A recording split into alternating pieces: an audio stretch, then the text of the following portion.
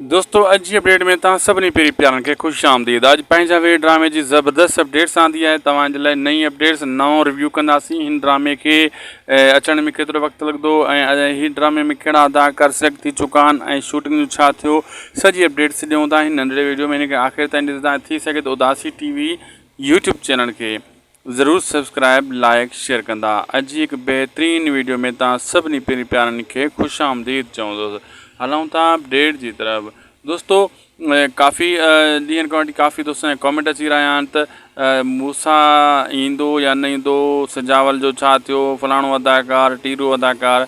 सभिनी दोस्तनि खे मां ॿुधाईंदो हलां त सजावल बिल्कुलु आहे हजन तीवणो ऐं मूसा जे बि 50% चांस आहिनि। नवाब खानदानी ज़ुल्फ़िकार बुर्दी जा बि 50% खां मथे चांस आहिनि। साईं निसार शाह जा बि 50% खां मथे चांस आहिनि। ऐं होॾां दोस्तों जेको आहे इरफान शेख जा भी चांस इन ड्रामे में आहिनि। असगर चौधरी ख़ुद भी इन ड्रामे में ऐड थी चुको आहे ऐं काफ़ी ॿियनि अदाकारनि जी भी एंट्री थियण वारी आहे। ऐं दादू ज़िले जा जेका भी अदाकार हुननि खे चांस मिलण वारो आहे हिन ड्रामे में, यानी पंहिंजा वेरी में। ही हिकु बहितरीनु मेगा प्रोजेक्ट आहे, को हल्को फुल्को प्रोजेक्ट न आहे दोस्तों। हिन ड्रामे के छो हिकिड़ा अदाकार ईंदा उहे मर्दा, वरी ॿिया ईंदा उहे मर्दा, मतिलबु ड्रामो डिघो आहे। काफ़ी अदाकारनि खे चांस मिलण वारो आहे हिन ड्रामे में। हिन ड्रामे में हक़ीक़त पुछो दोस्तों बहितरीनु कहाणी लिखी वई आहे ऐं नूर ज़ोन साहब हिन जी कहाणी हाई लेवल जी लिखी आहे। रियासत ड्रामे जी भी कहाणी हुन बहितरीनु ज़बरदस्त लिखी आहे। पंहिंजे दिलि सां ॿिनि ड्रामनि जूं कहाणियूं आहिनि। राइटर साॻियो आहे, डायरेक्टर अलॻि आहिनि, चैनल अलॻि आहिनि। ॾिसूं था त हाणे कहिड़ो ड्रामो वायरल थींदो, कहिड़ो ड्रामो रैंकिंग खां हेठि ईंदो, व्यूअरशिप कंहिंजी घणी हूंदी कंहिंजी घणी न हूंदी। ॿिन्ही ड्रामनि में अदाकार टॉप जा अदाकार आहिनि, हल्का फुल्का अदाकार न आहिनि। ऐं सभिनी दोस्तनि खे अॼु मां बहितरीनु हिकु ॿी अपडेट्स बि ॾियण वारो आहियां दोस्तों। हिन ड्रामनि खे कोशिशि करे हिननि जी इहा ई कोशिशि आहे त जीअं हिन जी शूटिंग 26/26 खां पहिरियां फाइनल कई वञे 2 अप्रैल जी।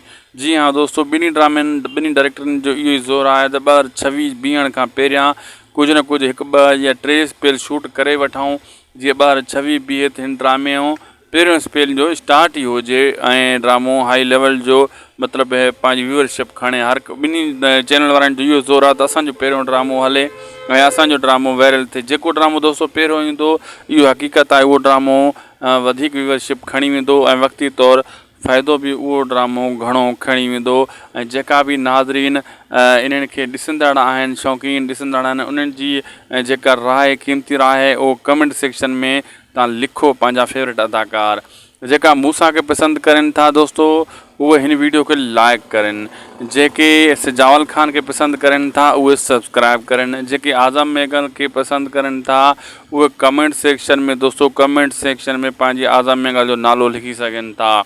जेके मीर के पसंद करनि था दोस्तों उहे वरी लाइक भी करनि ऐं सब्सक्राइब भी करनि। ॾिसूं कंहिंजा वोट घणा थियनि था ऐं कंहिंजा प्रस्तार घणा आहिनि ऐं कहिड़ा अदाकार कहिड़े खे घणा चाहिनि था। ठीकु आहे दोस्तों।